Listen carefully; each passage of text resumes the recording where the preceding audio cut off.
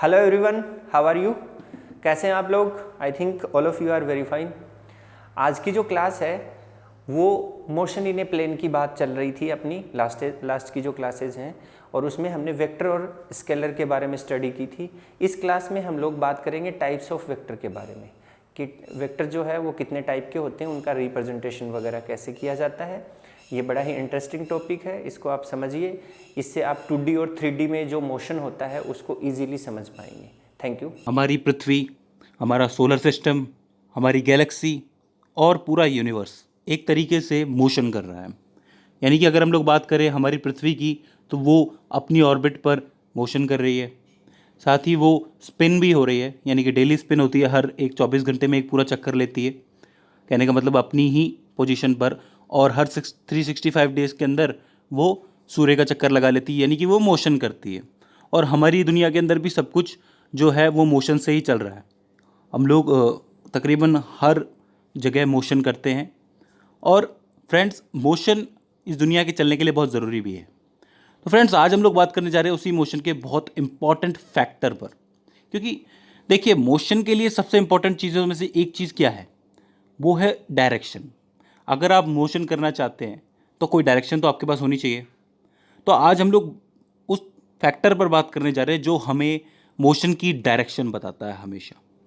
उसके अंदर, मोशन के अंदर लगने वाले सारे फैक्टर्स, चाहे वो वर्क हो, चाहे वो डिस्प्लेसमेंट हो, डिस्टेंस हो, फोर्स हो, उन सब की डायरेक्शन जो हमें बताने वाला जो होता है वो होता है वेक्टर। देखिए, वेक्टर से पहले मैं आपको एक चीज़ बता दूं कि जो फिजिकल क्वांटिटी होती है, जिसके ऊपर हम लोगों ने बात कर ली है कि फिजिकल क्वांटिटीज़ जो होती है वो एक मेजरमेंट होती है, जिसको व्यक्त करने के लिए हम लोग यूनिट्स का यानी कि स्टैंडर्ड्स का यूज़ करते हैं। तो ये जो फिजिकल क्वांटिटीज़ होती है ये दो टाइप्स की होती है। पहली फिजिकल क्वांटिटीज़ तो वो होती है जिन्हें डायरेक्शन की ज़रूरत ही नहीं पड़ती, जैसे कि हमारा टेम्परेचर हो गया, जैसे कि हमारा मास हो गया, जैसे कि डिस्टेंस हो गया, जैसे कि लेंथ हो गई, जैसे कि स्पीड हो गई। जैसे एग्जांपल दूं तो टेम्परेचर जो है, मान लीजिए कि आज का टेम्परेचर 45 डिग्री है, बड़ी गर्मी है राजस्थान में। तो इस गर्मी का कोई डायरेक्शन इसको ज़रूरत नहीं है, क्योंकि ये गर्मी तकरीबन फैली हुई है हर जगह पे। तो इस गर्मी की कोई डायरेक्शन नहीं है कि भैया इसी डायरेक्शन में स्पेशली कोई गर्मी पड़ रही है, या फिर इसी डायरेक्शन में स्पेशली कोई मास है। तो यहाँ पर इसे डायरेक्शन की कोई ज़रूरत नहीं है। उसी तरीके से जो स्पीड है, स्पीड के बारे में हम लोग पहले जान चुके हैं। जो स्पीड होती है वो किसी डायरेक्शन की उसको ज़रूरत नहीं पड़ती है। ये सारी होती है स्केलर क्वांटिटीज़, जिनके पास मैग्नीट्यूड तो होता है अपना, लेकिन डायरेक्शन नहीं होती है। और जो सबसे इंपॉर्टेंट फिजिक्स के अंदर जो सबसे इंपॉर्टेंट फिजिकल क्वांटिटी है वो है वेक्टर, जिसके ऊपर हम लोग आगे खूब बात करेंगे, क्योंकि वेक्टर ही है जिससे हम आगे चल सकते हैं, जिससे हम लोग तरह तरह के मोशन समझ सकते हैं, जैसे कि 1D motion, 2D motion, 3D motion, 2D में भी प्रोजेक्टाइल मोशन, कई सारे मोशंस हैं जिसे हम समझ सकते हैं। तो वेक्टर का क्या फंडा होता है? इस वेक्टर के अंदर मैग्नीट्यूड तो होता ही है, लेकिन साथ में डायरेक्शन भी होती है। डायरेक्शन जैसे कि डिस्प्लेसमेंट है। डिस्प्लेसमेंट है कि भैया मुझे 10 मीटर नॉर्थ में जाना है, या फिर फोर्स है। फोर्स है, जाहिर सी बात है, इसे हम समझ सकते हैं, इसे आप फील कर सकते हैं कि अगर मान लीजिए कि मुझे किसी चीज़ को धक्का लगाना है, या फिर मुझे किसी चीज़ को खींचना है, यानी कि पुल करना है या पुश करना है। जैसे कि आप अगर किसी ऑफिस में गए हो तो ऑफिस के दरवाजे पे लिखा होता है पुल या पुश। तो पुल लिखा होता है तो उसे आप अपनी तरफ खींचते हो, यानी कि अपनी डायरेक्शन में खींचते हो। और पुश लिखा होता है तो आप अपनी अपोजिट डायरेक्शन में उसको पुश करते हो, यानी कि धक्का देते हो। तो वहाँ पर जो फोर्स है उसे एक डायरेक्शन मिल रही है। आपने जो फोर्स लगाया, आपने जो उसके ऊपर वर्क किया, उसको डायरेक्शन मिल रही है। तो यहाँ पर जो वर्क है, देखिए, वर्क एक स्केलर क्वांटिटी है। वर्क तो वैसे भी हो सकता है कि जैसे आप अगर सिर्फ दरवाज़ा पकड़ के खड़े हुए तो आप वर्क तो तब भी कर रहे हैं, अगर आप कोई बॉक्स पकड़ के खड़े हुए तो आप वर्क तब भी कर रहे हैं। लेकिन वो फोर्स तभी कहलाएगा जब आप उसे थोड़ा सा डिस्प्लेसमेंट देंगे, यानी कि डायरेक्शन देंगे। तो ये हो जाती है वेक्टर की बात। ऐसे में वेलोसिटी, वेलोसिटी पे एक एग्जांपल है वेक्टर का। जैसे कि आपने देखा होगा कि कोई मेरी गाड़ी है, वो 5 मीटर पर सेकंड की स्पीड से ईस्ट की तरफ जा रही है, तो इसका मतलब मेरी वेलोसिटी के साथ डायरेक्शन भी जुड़ी हुई है। तो अब यहाँ पर कुछ चीज़ें हैं जो मैं आपको बता दूँ कि जो कन्फ्यूज़ करती हैं, एक्चुअली किताबों में होती है। जैसे कि ए है और ए मॉड है, तो ये इक्वली है, यानी कि मैग्नीट्यूड ही है। अगर किताब में लिखा हुआ है ए या फिर ए मॉड, तो फिर वो मैग्नीट्यूड है। और वेक्टर को हम लोग रिप्रेजेंट करते हैं एक एरो से। देखिए ये एरो जो है इसमें आप देख सकते हैं कि एक टेल है इधर की तरफ और इधर की तरफ ये हेड कहा जाता है इसे, यानी कि ये जो एरो वाला हिस्सा है वो एक्चुअली में एक हमें डायरेक्शन बता रहा है। तो यहाँ पे हेड और टेल का कंसेप्ट क्लियर रखिएगा। साथ ही किसी क्वांटिटी के ऊपर यानी कि ए के ऊपर वेक्टर लगा हुआ है तो वो वेक्टर क्वांटिटी कहलाएगी। और कई बुक्स में क्या है कि इसको डार्कली भी लिखा जाता है, ऊपर वेक्टर ना लगा के उस अल्फ़ाबेट को डार्कली लिख देते हैं, जैसे कि ये लिख दिया है मैंने बोल्ड के अंदर, तो ये वेक्टर है, इसमें भी कंफ्यूज नहीं होना है। तो ये हो गए वेक्टर। तो जो स्केलर क्वांटिटीज़ है वो तो आप लोग याद रख लेंगे कि वो तो सिंपल अगर हमें मैग्नीट्यूड दिखाई देगा तो हम लोग समझ जाएंगे कि ये जो है स्केलर क्वांटिटी है। लेकिन अब ये जो वेक्टर क्वांटिटीज़ होती हैं इसके कुछ टाइप्स होते हैं।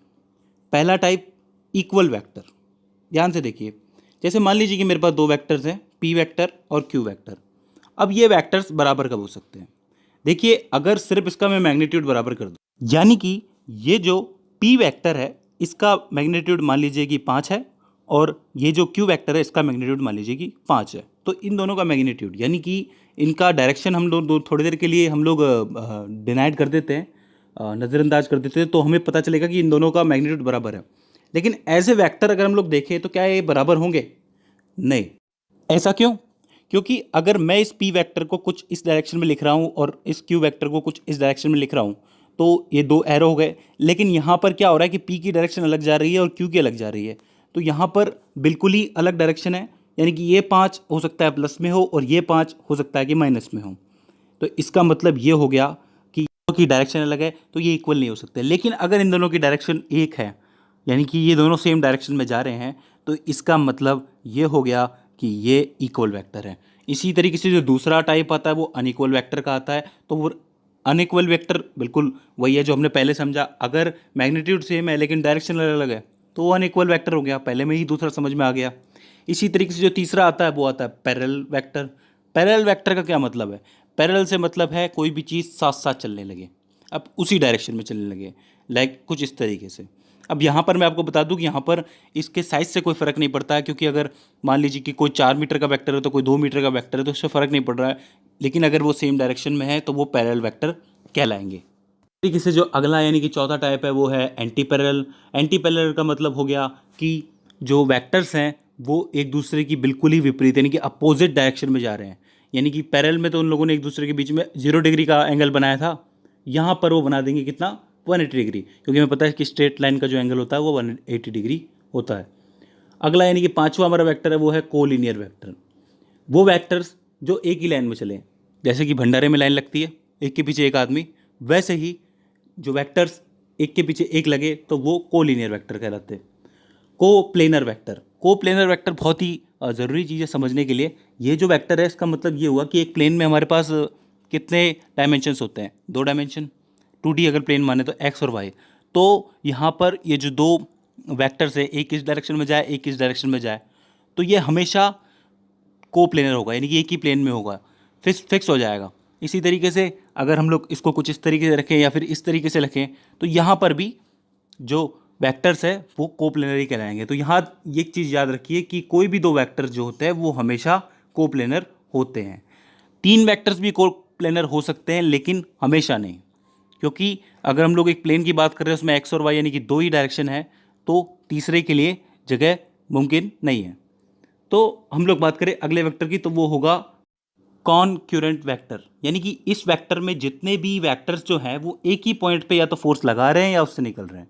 जैसे कि कुछ इस तरीके से आगे ऐसे बहुत सारे सवाल हमें देखने को मिलेंगे जहाँ पर एक ही पॉइंट पे फोर्सेस लगते हैं या फिर हमें किसी एक पॉइंट पे फोर्स निकालना होता है, तो वो हम लोग ऐसे ही वेक्टर्स की मदद से निकालते हैं। हाँ, हमारा एक बहुत इंपॉर्टेंट वेक्टर है यूनिट वेक्टर। एक अगला वेक्टर जो है ये हमारा आखिरी वेक्टर है यूनिट वेक्टर। वैसे तो इसका वैल्यू 1 होता है, यानी कि यूनिट वेक्टर सिर्फ और सिर्फ डायरेक्शन के काम आता है। इसका मैग्नीट्यूड कभी किसी के काम नहीं आता। अगर आप किसी संख्या में 1 का मल्टीप्लाई करोगे या डिवाइड करोगे तो उससे कोई फ़र्क नहीं पड़ेगा। लेकिन ये जो यूनिट वेक्टर होता है वो एक्चुअली हमें बताता है डायरेक्शन के बारे में। इसे दूसरी भाषा में कैप भी कहा जाता है, जैसे A cap, B cap, X cap, Y cap अगर आपने नाम सुना हो। तो यहाँ पर ये सिर्फ ए कैप यानी कि ए की डायरेक्शन में कहीं कुछ दूरी पर ऐसा कुछ बताता है, यानी कि ये फुल इन्फॉर्मेशन नहीं देगा लेकिन सिर्फ डायरेक्शन बता देगा कि भैया इस डायरेक्शन में जाना है। जैसे कि श्री कृष्ण ने गीता में अर्जुन को बताया था कि डायरेक्शन मैं दे सकता हूँ, चलना तुम्हें है। तो इस तरीके से यूनिट वेक्टर भी जो है वो डायरेक्शन बताता है। तो ये हैं कुछ टाइप्स वेक्टर के जो कि हमें आगे इसकी प्रॉपर्टीज़ में काम आएंगे, जैसे कि addition of vectors, multiplication of vectors and etcetera etcetera. ये है वेक्टर्स का कुछ बेसिक इंट्रोडक्शन, जिसके बारे में हम लोगों ने वेक्टर के बारे में थोड़ा बहुत समझ लिया है। आगे हम लोग बात करेंगे कि ये वेक्टर्स एंगल्स कैसे बनाते हैं, क्या इनके बीच में एंगल बनते हैं और कैसे बनते हैं, क्या हेड और टेल का प्रभाव पड़ता है यानी कि इन्फ्लुएंस पड़ता है, साथ ही हेड और टेल की मदद से कैसे एडिशन और मल्टीप्लिकेशन होते हैं।